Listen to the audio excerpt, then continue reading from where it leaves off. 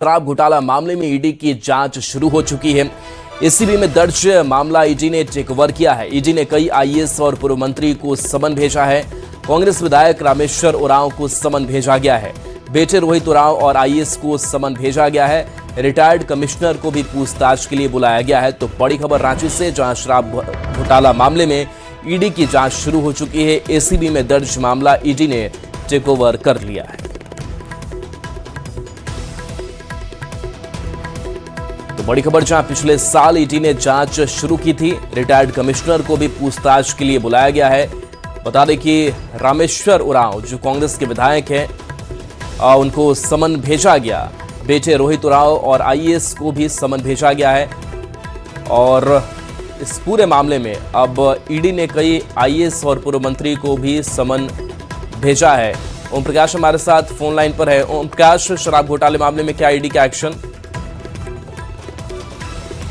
जो झारखंड में शराब घोटाला मामला हुआ, उसकी मामले की जांच एसीबी के द्वारा वर्तमान में की जा रही है, जो झारखंड एसीबी के द्वारा। और इसी मामले में ईडी ने भी अब मामले की जांच को तेज कर दिया और इसी संबंध में पूछताछ को लेकर ईडी के द्वारा समन भेजा गया है, जिसमें कि विधायक रामेश्वर उरांव और उनके बेटे रोहित उरांव को भी ये सम्मन दिया गया है। तो इसके साथ ही अमित प्रकाश, जो कि आईएएस रहे हैं, उन्हें भी ये सम्मन भेजा गया है। तमाम लोगों से पूछताछ होगी। बता दें कि एसीबी के द्वारा जब इस मामले की जांच की जा रही थी, तो उस दरमियान भी कहा जाए तो कई लोगों से पूछताछ हुई थी। और इसी बीच अब ईडी ने इस मामले की जांच तेज की है। पूर्व में भी ईडी के द्वारा इस मामले को लेकर छापेमारी की गई थी, कई लोगों से पूछताछ भी की गई थी। अब उसके बाद से ही मामला जो ठंडे बस्ते में था, अब फिर एक बार ईडी के द्वारा अब इस मामले की जांच तेज की गई है। जी शुक्रिया इस अपडेट के लिए आपका। देवघर से बड़ी खबर, जहां दो दुकान में भीषण आग लग गई। दमकल की टीम ने आग पर काबू पा लिया है। हार्डवेयर और प्लाई दुकान में आग लगी। दुकान का सारा सामान जलकर खाक हो गया है। 15 से 17 लाख रुपए के नुकसान की आशंका है। कुंडा थाना क्षेत्र का मामला सामने आया है, जहां दो दुकान में भीषण आग लग गई। 15 से 17 लाख रुपए का नुकसान हुआ है। दमकल की टीम पहुंची, आग पर काबू पाया जा सका है, लेकिन तब तक काफी कुछ नुकसान हो चुका था। सुबह 4 बजे कि धुआं आ रहा है। हम लोग जो है भागते भागते आए, देखिए बगल के दुकान में पूरा जो है आग से एकदम लपट मार रहा है। फिर जो है फायर ब्रिगेड को फ़ोन किया गया, फायर ब्रिगेड आया, उसके बाद जो है अपना फिर बुझाया गया। कितना नुकसान हुआ होगा आपकी दुकान पे? लगभग 15-17 लाख का नुकसान हो गया। कैसे लगा था आपकी दुकान में? आग तो अज्ञात है, कैसे लगे पता नहीं, लेकिन अनुमान है कि शॉर्ट सर्किट से ही लगा है। सूचना कैसे मिला कि आग लगा है आपकी दुकान में? सूचना कोई अज्ञात आदमी फ़ोन करके बताया कि आपकी दुकान में पूरा धुआं उठ रहा है। तो आकर देखे तो पूरी दुकान में ही आग फैला हुआ है। कितने की लागत अभी नुकसान हुआ है आपकी दुकान में? मेरा दुकान का लगभग 10 से 12 लाख रुपये तक। खबर बोकारो से, जहां की गोमिया में नवविवाहिता पिंकी कुमारी की मौत के बाद शनिवार को परिजनों का गुस्सा सड़क पर फूट पड़ा। दहेज प्रताड़ना और आत्महत्या के लिए उकसाने का आरोप लगाते हुए परिजनों ने मृतक महिला के पति की गिरफ्तारी की मांग की और शव रखकर करीब 4 घंटे तक सड़क जाम किया। अधिकारियों ने 48 घंटे के अंदर कार्रवाई का आश्वासन के बाद जाम खत्म हुआ है।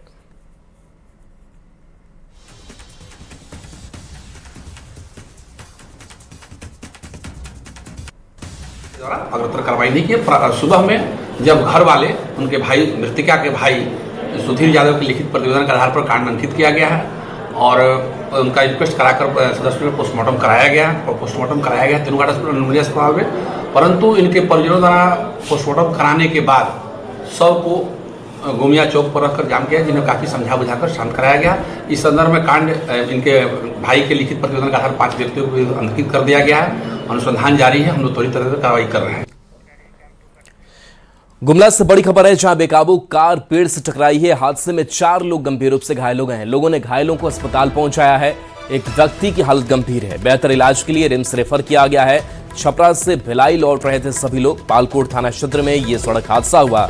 गुमला पालकोट थाना क्षेत्र में सुबह एक कार अनियंत्रित हो गई और सड़क किनारे पेड़ से टकरा गई। हादसे में कार सवार 4 लोग गंभीर रूप से घायल हो गए।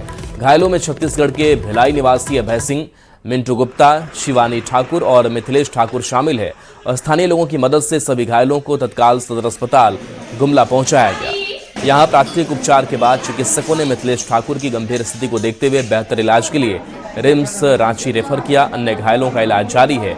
जानकारी के अनुसार सभी लोग बिहार के छपरा में आयोजित एक कार्यक्रम में शामिल होकर कार से भिलाई लौट रहे थे। इसी दौरान पालकोट थाना क्षेत्र में चालक का वाहन से नियंत्रण हट गया और कार सड़क किनारे पेड़ से जा टकराई। टक्कर इतनी जोरदार थी कि कार बुरी तरह क्षतिग्रस्त हो गई और उसमें सवार सभी लोग घायल हो गए।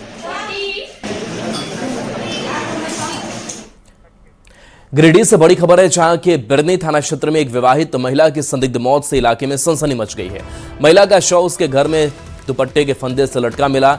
मायके पक्ष ने हत्या का आरोप लगाया, जबकि पुलिस पूरे मामले की जांच में जुट गई है। घटना के बाद परिजनों का आरोप है कि पहले महिला की बेरहमी से पिटाई कर हत्या की गई और फिर मामले को सुसाइड दिखाने के लिए शव को फंदे से लटका दिया गया।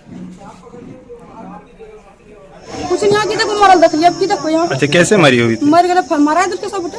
अच्छा, सब उठे मिल के मार लिया। कौन घर में आले अगर गतनी आले भेसरा आले ससैया आले और सबे मिल के मार के रतिया में कुछ कैमरा इधर खड़ा रहे अल्लाह कोई बेटे मार आले। घर में आई थी मेरी मेहंदी में सब थी ना, तो हम लोग अंदर में सोए थे। अच्छा, उसके बाद कैसे पता चला? हम सुबह उठे तो हमको क्या बोला? मेरी फूफी से फोन की ना मेरी दादी, तो बोली। तुम कहाँ सोई थी? हम वहीं थे और फूफी के घर में। और रात में कौन कौन थे घर पे? घर में हाँ? पता नहीं कौन कौन थी, मेरी मेहंदी में सब। बड़ी खबर गुमला से, जहां भरनो थाना क्षेत्र के बड़ा तुरियम्बा गांव में नदी में डूबने से 6 साल के छात्रा पिंकी कुमारी की मौत हो गई। बताया गया कि स्कूल के दौरान 3 बच्चियां नदी की ओर चली गई थी, जहां पिंकी गहरे पानी में डूब गई। ग्रामीणों ने बच्ची को नदी से बाहर निकाला, लेकिन अस्पताल में डॉक्टरों ने उसे मृत घोषित कर दिया। घटना के बाद परिजनों ने स्कूल प्रबंधन और शिक्षकों पर लापरवाही का आरोप लगाते हुए जांच की मांग की है।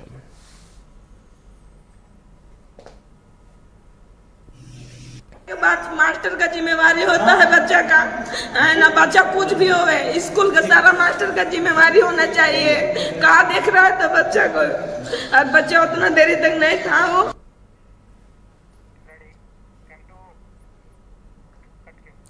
खबर रांची से है, जहां कैब ड्राइवर किराए में बढ़ोतरी की मांग को लेकर हड़ताल पर हैं।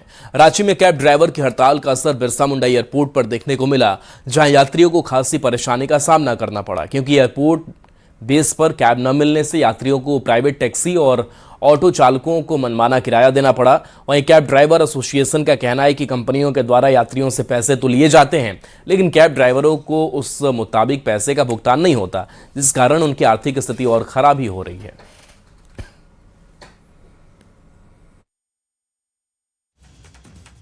भाड़ा बढ़ाने की डिमांड को लेकर कैब ड्राइवर आज हड़ताल पर हैं। बता दें कि राजधानी रांची में 3,500 कैब ड्राइवर हैं जो इस वक्त हड़ताल पर हैं, जिस वजह से एयरपोर्ट में भी तमाम जो यात्री पहुंच रहे हैं उन्हें परेशानी का सामना करना पड़ रहा है। तो दूसरी तरफ अगर बात की जाए तो जो एक जगह से दूसरी जगह जाने वाले यात्रियों को भी खासी मशक्कत का सामना करना पड़ रहा है। जाहिर तौर पर इस वजह से लोगों को परेशानी तो हो ही रही है, लेकिन कैब जो एसोसिएशन है उनका क्या कहना है इस मुद्दे पर हम जानने की कोशिश करते हैं। हम लोग का झारखंड सरकार हो या भारत सरकार हो एक रेट निर्धारित तय कर दे। ये कंपनी जो जितना भी है इन लोग को एलिगेटर लाइसेंस दे दिया गया है, लेकिन कोई सरकारी रेट तय नहीं किया गया है और ये लोग अपने मनमाना जो है रेट तय करके रखे हैं। जितना में एक इलेक्ट्रिक ऑटो नहीं जाता है, 90 रुपया 100 रुपया में कैब चलवाते हैं। मान के चलिए 2 लाख रुपया डाउन पेमेंट करके अगला लोन पे गाड़ी खरीदा है, लोन भरना है, या बाल बच्चा को पढ़ाना है, घर परिवार चलाना है, सब कुछ देखना पड़ता है ना। तो कहाँ से कर पाएगा 90 रुपया 100 रुपया में कैब चला करके। तेल का दाम बढ़ते जा रहा है आसमान में, हर चीज महंगाई को देखते हुए। तो हम ही लोग ने सबसे बेवकूफ आदमी हैं कि दबे हुए हैं। तो इस पे सरकार को ध्यान देना चाहिए या कंपनी इस पे तय करे रेट। अच्छा, में भी जो स्थिति पर गाड़ी को रखा गया है, आखिर हर एक फील्ड में रखा हुआ है सरकारी गाड़ी के पे, तो जो प्राइवेट गाड़ी रखा गया है उसके जगह कॉमर्शियल गाड़ी को दिया जाए। हाँ जी, उसको रोका जा रहा है और हमारे द्वारा उनको दंडित किया जा रहा है, उनसे चालान लिया जा रहा है, फाइन भरवाया जा रहा है। कितने का फाइन है? फाइन मिनिमम 200-500 जो है, 200-500 जो जितना दे सकता है वही ड्राइवर के सहयोग के लिए। और हम कहना चाहेंगे कि देखिए, यहाँ हम लोग कमर्शियल गाड़ी ही चलाना चाहते हैं और सरकार हम पे ध्यान नहीं देती है। आरटीओ डीटीओ इनको देखना चाहिए कि यहाँ प्राइवेट गाड़ी हद से ज्यादा चलती है। तो जो पीले नंबर की जो कमर्शियल वाहन होते हैं उन वाहनों का ही किराए में इस्तेमाल हो और ऐसी गाड़ियां ही चले, इस तरह की डिमांड है। तो वहीं इनकी जो मांगे हैं वो इनके यात्रा जो जो किराया है उसकी भी बढ़ोतरी की डिमांड है। अब पूरे मामले पर जो एसोसिएशन है वो हड़ताल पर है। देखना होगा कि इससे आने वाले दिनों में इन्हें कितना फायदा मिलता है और इनकी बातें कब तक सुनी जाती है। कैमरामैन संजीव तिवारी के साथ ओम प्रकाश, न्यूज़ 18 रांची। रांची में बीजेपी कार्यकर्ताओं और आम लोगों ने प्रधानमंत्री नरेंद्र मोदी के मन की बात कार्यक्रम को सुना। जिला महानगर बीजेपी कार्यालय में बड़ी संख्या में महिलाएं भी कार्यक्रम में शामिल हुई। इस दौरान विधायक सीपी सिंह, जिला महानगर अध्यक्ष वरुण साहू से कई कार्यकर्ता मौजूद रहे। कार्यक्रम के बाद विधायक सीपी सिंह ने कहा कि प्रधानमंत्री की मन की बात से लोगों को नई जानकारी मिलती है। देश के अंदर कोई भी ऐसी गतिविधियां होती हैं जो प्रेरणादायक होती है, उसकी चर्चा माननीय मोदी जी करते हैं। 140 करोड़ देशवासियों की ताकत पर, उनके द्वारा किए गए काम पर दूसरों को प्रेरित करने का काम करते हैं, ताकि एक सामाजिक प्राणी होने के नाते हर व्यक्ति अपनी भूमिका सुनिश्चित करे ताकि हमारा देश मजबूत हो। निश्चित रूप से प्रधानमंत्री मोदी जी का जो 135वां संस्करण है, खिलाड़ियों को बारे में उन्होंने बोलने से पहले ये बताया कि जो खेलता है वो खिलता है। तो निश्चित रूप से खिलाड़ी खेल रहे हैं और खिल रहे हैं और देश का नाम रोशन कर रहे हैं। झारखंड में गठबंधन की कोऑर्डिनेशन के लिए कांग्रेस ने झारखंड के मुख्यमंत्री हेमंत सोरेन से कोऑर्डिनेशन कमेटी गठित करने की मांग रखी है। कांग्रेस ने कहा कि राज्य में अगर कोऑर्डिनेशन की कमेटी होगी तो समन्वय बेहतर तरीके से स्थापित किया जाएगा। ऐसे में कोऑर्डिनेशन कमेटी गठित करने की मांग कांग्रेस ने की है। इस मुद्दे पर कांग्रेस एक पहल की है और मुझे लगता है कि संजीदा आदमी है मुख्यमंत्री, वो भी इस पहल को स्वीकारेंगे और कोऑर्डिनेशन कमेटी बनाकर कैसे राज्य के विकास, कैसे पार्टी में समन्वय बना रहे, इसकी पूरी चिंता की जाएगी और काम किया जाएगा इस पर। तो कांग्रेस का डिमांड देश हित में है और राज्य हित में है, तो स्वाभाविक तौर पर सारे लोग इस पर मानेंगे और कोऑर्डिनेशन कमेटी एक बनना चाहिए। झारखंड मुक्ति मोर्चा, हमारे माननीय केंद्रीय अध्यक्ष, माननीय मुख्यमंत्री हमेशा सभी जो अपने गठबंधन के साथी हैं, सभी के विचार से ही कोई निर्णय होता है, राज्य हित में हो या जो भी विकास के काम में हो। तो कोऑर्डिनेशन कमेटी तो एक ऑफिशियल तो बनना ही चाहिए, उसके लिए भी चिंतित माननीय मुख्यमंत्री निश्चित रूप से होंगे। लेकिन अभी भी जो भी काम हो रहे हैं एक कोऑर्डिनेशन के तहत, जिनके मन के अंदर सिर्फ और सिर्फ पैसा ही रहेगा, पैसा कमाना ही उद्देश्य रहेगा, तो कोई भी कोऑर्डिनेशन बना लें, गठबंधन बना लें, क्या फ़र्क पड़ता है। आम जनता तो पीड़ित है ना, आम जनता तो देख रही है कि कोई काम नहीं हो रहा है, सभी विभाग फंड का रोना रो रहे हैं, विकास के कार्य बिल्कुल ठप पड़े हुए हैं। तो ऐसी स्थिति में कोई भी कमेटी बना ले, क्या फ़र्क पड़ता है। हजारीबाग में इन दिनों पूरे राज्य में पेपर लीक परीक्षा रद्द होने समेत अन्य मुद्दों को लेकर जनता के पास पहुंच रही है। केंद्र सरकार पर आरोप है कि वो कदाचार मुक्त परीक्षा करने में असफल हो रही है। परीक्षाओं के रद्द होने से भर्ती प्रक्रिया में भी विलंब हो रही है, जिससे बेरोजगारी हो रही है। रांची से पहुंचे प्रदेश प्रवक्ता भागीरथ पासवान ने शिक्षा मंत्री धर्मेंद्र प्रधान से इस्तीफा मांग लिया है, लेकिन जब उनसे पूछा गया कि झारखंड की भी स्थिति है, यहाँ कई परीक्षा रद्द हुए हैं और बेरोजगारी बढ़ी हुई है, परीक्षा प्रणाली पर भी सवाल खड़ा हो रहा है, तो इस सवाल का जवाब उनके पास नहीं था।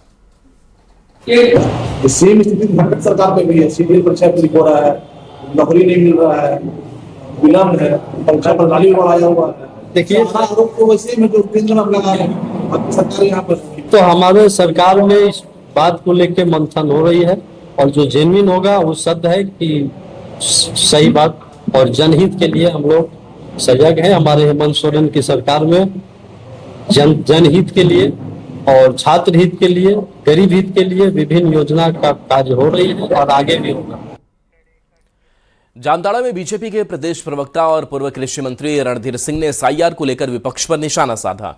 उन्होंने कहा कि एसआईआर चुनाव आयोग की नियमित प्रक्रिया है, जिसका उद्देश्य मतदाता सूची को शुद्ध और त्रुटि रहित बनाना है। एसआईआर से कई मतदाता ऐसे होते हैं जो दो जगह अपना नाम रख लिए हैं, तो कम से कम एक जगह उनका नाम, एक ही जगह उनका नाम रहेगा। जो बाहरी घुसपैठिया है जो ही देश के निवासी नहीं हैं और झारखंड में या कहीं और भी स्टेट में बस गए आके, उनका नाम हटेगा। कोई आदमी मर गया है, उसका नाम कटेगा। तो ये बेसिक रूप से मतदाता सूची का शुद्धिकरण है और ये बहुत ही जरूरी होता है देश के लिए। और जो विपक्ष आज विरोध कर रहे हैं उनको खुद अपने गिरोबंद में झांकना चाहिए। ये चुनाव आयोग का प्रक्रिया है और इसके पहले भी बार देश में हो चुका है, 13वीं बार हो रही है। इसलिए विपक्ष को बोलने का कोई नैतिक अधिकार। रांची से बड़ी खबर, जहां तमिलनाडु में फंसे झारखंड के 39 मजदूर मामले को लेकर स्टेट माइग्रेंट सेल एक्टिव हुई है। तमिलनाडु फैक्ट्री में गैस लीक से प्रीति की मौत हो गई थी। मृत प्रीति के परिजन को तमिलनाडु भेज दिया गया। कंपनी से बात कर शव लाने में मदद की जा रही है। फंसे हुए मजदूरों को भी वापस लाने की पहल तेज हो गई है। रेलवे बॉगी बुकिंग के लिए डीआरएम को श्रम विभाग ने चिट्ठी लिखी है। टिकट कंफर्म के बाद सभी मजदूरों को वापस लाया जाएगा। बता दें कि झारखंड के मजदूरों ने सोशल मीडिया पर पोस्ट कर सरकार से वापस बुलाने की गुहार की थी। इस पर सीएम ने संज्ञान लिया, जिसके बाद अब पहल तेज की गई है। तो ये पोस्ट आपको हेमंत सोरेन का दिखा रहे हैं, जहां पर उन्होंने आदेश दिया कि इस पूरे मामले को लेकर के पहल की जाए। अब कोशिश ये हो रही है कि किस तरीके से इन मजदूरों को अब वापस जल्द लाया जाए। खबर बोकारो से, जहां की गोमिया इलाके के कई गांवों में जंगली हाथियों की मौजूदगी ने दहशत का माहौल बना दिया है। करीब 30 हाथियों का झुंड इलाके में डेरा डाले हुए है। वन विभाग ने विशेष हाई अलर्ट जारी किया है और ग्रामीणों से रात में घर से बाहर नहीं निकलने की अपील की है। साथ ही हाथियों से किसी भी तरह की छेड़छाड़ नहीं करने की भी चेतावनी दी है। वन विभाग के अनुसार हाथियों के इस झुंड में 2 से 3 गर्भवती हथनियां शामिल है। इसी कारण झुंड की गतिविधियां धीमी है और संभावना है कि यह लंबे समय तक इस इलाके में बना रह सकता है। विभाग का कहना है गर्भावस्था और बच्चे के जन्म के दौरान हाथियों का व्यवहार अधिक आक्रामक हो सकता है। बोकारो जिले के गोमिया प्रखंड में 30 हाथियों के झुंड की होने की सूचना है। ये जो झुंड है अभी फिलहाल बड़की पुन्नू, गोपो, पालू, कुसुमडी, कानीडी एरिया में पाया गया है और इनके मूवमेंट की वजह से ये छितरा भी गया है और 2-3 अलग अलग झुंड में ये देखा जा रहा है। इस झुंड में बताते चले आपको कि 2 से 3 गर्भवती जो हथनियां हैं, इस वजह से ये झुंड आक्रामक होने की संभावना है। खास तौर पर इसी वजह से एहतियात रखने की हम आपके माध्यम से ही सबको रिक्वेस्ट कर रहे हैं कि झुंड के पास ना जाए, कोई सेल्फी लेने जाए, सेल्फी लेने पास में ना जाए और जो रात के समय में भी अपने घर से बाहर ना निकले। खबर जमशेदपुर से है, जहां पर्यावरण को मजबूत करने के लिए जमशेदपुर अधिसूचित क्षेत्र समिति की ओर से नदी किनारे लाखों पेड़ लगाने की योजना तैयार की गई है। जहां 2 करोड़ की योजना से जमशेदपुर पूर्वी और जमशेदपुर पश्चिम में पौधारोपण किया गया। पौधे को लगाकर कोरम पूरा कर करोड़ों रुपए का बंदरबाट किया गया। आज जमशेदपुर के मरीन ड्राइव किनारे पेड़ों का कब्रिस्तान देखने को मिल रहा है, जहां पौधे में नंबर तो लगे हैं मगर पौधे पूरी तरह से सूख गए हैं। और ये झारखंड सरकार में उनके अधीन काम करने वाली ये नगर निगम के पदाधिकारी लोग 2 करोड़ रुपए की बंदरबाट कर लिया। आज लाखों की पेड़, जो लाखों की संख्या में पेड़ लगी हुई थी, सारी पेड़ रख रखाव के अभाव में सारे पेड़ झुलस गए, खत्म हो गए। कहीं पेड़ का नामो निशान नहीं दिखाई दे रहा है, केवल पेड़ के नाम लिखे हुए हैं और जाली लगी हुई है। बस तो आप समझ सकते हैं कि कितना बड़ा लापरवाही है और ये कितना बड़ा खिलवाड़ है पर्यावरण के साथ। हजारीबाग शिक्षा के हब के रूप में इन दिनों पूरे झारखंड में जाना जा रहा है। यहाँ हजारों हजार की संख्या में विद्यार्थी दूसरे जिले से पढ़ने के लिए पहुंच रहे हैं। कोचिंग सेंटर की भी भरमार हजारीबाग में हो गई है। ऐसे में सवाल खड़ा होता है कि क्या कोचिंग सेंटर में फायर सेफ्टी के इंतजाम हैं या नहीं। हजारीबाग में 200 से अधिक कोचिंग सेंटर चल रहे हैं, जहाँ हजारों हजार बच्चे पढ़ाई करने के लिए पहुंच रहे हैं। छोटे छोटे कमरे में कोचिंग संस्थान चल रहे हैं। ऐसे में क्या यहाँ फायर सेफ्टी के लिए इंतजाम है या नहीं, ये बड़ा सवाल सामने आया। रोड का असेसमेंट सही तरीके से हो। प्रायः क्या होता है, हम लोग बिजली का कनेक्शन लेते हैं। बिजली का कनेक्शन लेने के बाद मालूम नहीं रहता है कि 1 एसी लगाएंगे, 4 एसी लगाएंगे, 10 एसी लगाएंगे, 20 एसी लगाएंगे। इसके लिए आवश्यक है कि लोड का असेसमेंट करवाया जाए। संबंधित जो प्रतिष्ठान है उससे मेरा अनुरोध है कि कृपया आप विद्युत विभाग से अनुरोध करके अपना लोड असेसमेंट करवाएं। लोड असेसमेंट कराने से ये होगा कि हम लोग उतने केवीए का ट्रांसफार्मर दे पाएंगे, उतनी बिजली दे पाएंगे। देश के बड़े बड़े शहरों में अगर फायर का इंतजाम नहीं तो हम हजारीबाग से क्या उम्मीद कर सकते हैं। लेकिन ऐसे दुर्घटनाओं पर यहाँ का जिला प्रशासन, उपायुक्त महोदय को ध्यान देना चाहिए और सभी कोचिंग सेंटर को जांच करवा करके देखना चाहिए कि उनके सुरक्षा का क्या इंतजाम किया गया है। हम लोग स्वयं जो है कोचिंग एसोसिएशन ने एक कमेटी बनाई है और उस कमेटी खुद घूम घूम करके कोचिंग के जितने सारे हैं जो सुरक्षा के जो मानक है, उन मानकों को जहां भी जो भी कोचिंग अगर उसे पूरा नहीं कर रहा है तो हम लोग उसको प्रेरित कर रहे हैं कि इसे यथाशीघ्र जो है कि इसे आप पूरा कीजिए। क्योंकि दिल्ली में भी एक कांड हुआ था कोचिंग आगजनी की घटना, उस समय भी प्रशासन बहुत सख्त थी और प्रशासन के निर्देश को हम लोग हमेशा पालन किए हैं और हम लोग इसके प्रति गंभीर भी हैं। बात करते हैं एक ऐसी खबर की जिसने अभिभावकों की चिंता बढ़ा दी है। जी हां, गढ़वा के कस्तूरबा गांधी आवासीय विद्यालय में छात्राओं के लगातार बीमार पड़ने के मामले ने तूल पकड़ लिया है। दूसरे दिन भी 8 छात्राओं की तबीयत बिगड़ने के बाद अभिभावकों का गुस्सा फूट पड़ा और स्कूल परिसर में जमकर हंगामा किया। कस्तूरबा स्कूल में ये क्या हो गया? छात्राएं बीमार, कौन जिम्मेदार? गुस्साए अभिभावकों का स्कूल पर धावा, ग्रिल तोड़ी, किया जमकर हंगामा। बड़ा सवाल, मासूमों की सेहत से खिलवाड़ का जिम्मेदार कौन? सरकारी स्कूल, मासूम छात्राएं और एक के बाद एक बिगड़ती तबीयत। 100 से ज्यादा बच्चियां बीमार, अगले दिन फिर 8 छात्राएं अस्पताल, जिसके बाद गुस्साए अभिभावकों ने स्कूल का गेट तोड़ दिया और जमकर हंगामा किया। ये तस्वीरें हैं गढ़वा के खरौंदी स्थित कस्तूरबा गांधी आवासीय विद्यालय की, जहां 26 जून देर शाम दूषित खाना और टंकी का गर्म पानी पीने के बाद 100 से ज्यादा अधिक छात्राएं बीमार हो गई। सभी को तत्काल भवनाथपुर सामुदायिक स्वास्थ्य केंद्र में भर्ती कराया गया। इलाज के बाद छात्राओं को घर भेज दिया गया, लेकिन शनिवार को उसी विद्यालय की 8 और छात्राओं की तबीयत बिगड़ गई। दूसरे दिन भी बच्चियों के बीमार पड़ने से पूरे इलाके में हड़कंप मच गया। 10 बोलेरो यहाँ से गया, यहाँ से बना करके रेफर करके पूरा अपने से बड़ा बाबू की गाड़ी पर करके 2 गाड़ी यहाँ से गया, पुलिस वाला गाड़ी गया।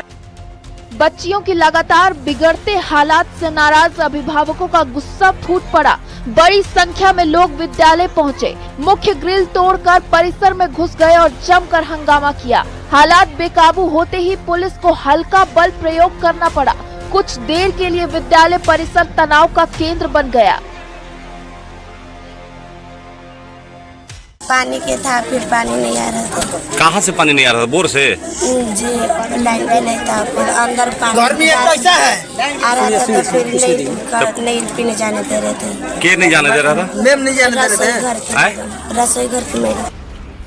घटना की गंभीरता को देखते हुए गढ़वा के उपायुक्त खुद मौके पर पहुंचे, स्कूल का निरीक्षण किया और प्रारंभिक जांच में विद्यालय प्रबंधन की लापरवाही सामने आने पर बड़ा प्रशासनिक एक्शन लिया। एक कर्मचारी को छोड़कर पूरे विद्यालय स्टाफ को तत्काल सेवा मुक्त कर दिया गया। साथ ही एसडीएम को जांच कर रिपोर्ट सौंपने का निर्देश दिया गया। लगभग 77 बच्चियों को भर्ती कराया गया था, जिसे मतलब उल्टी की शिकायत हो रही थी और सर दर्द कर रहा था। आज मैं खुद यहाँ पर आया हूँ देखने के लिए। फिलहाल सभी छात्राएं खतरे से बाहर हैं, लेकिन ये घटना सरकारी आवासीय विद्यालयों की सुरक्षा पर बड़ा सवाल खड़ा कर रही है। जिस हॉस्टल में बच्चियों का भविष्य संवरना चाहिए, वहीं उनकी सेहत खतरे में पड़ गई। प्रशासन ने कार्रवाई शुरू कर दी है, लेकिन अब सभी की नजर जांच रिपोर्ट पर है। सवाल यही है कि क्या असली जिम्मेदारों पर होगी कार्रवाई, या फिर यही मामला भी कुछ दिनों बाद ठंडे बस्ते में चला जाएगा। क्या सरकारी हॉस्टलों में बच्चियों की सुरक्षा सिर्फ कागजों तक सीमित है? 100 छात्राओं के बीमार होने के बाद भी दूसरी बार लापरवाही कैसे हुई? और सबसे बड़ा सवाल, जिम्मेदारों पर पहले निगरानी क्यों नहीं रखी गई? घटना के वक्त हॉस्टल में वार्डन मौजूद क्यों नहीं थी? न्यूज़ 18 के लिए गढ़वा से नील कमल मेहरा के साथ ब्यूरो रिपोर्ट।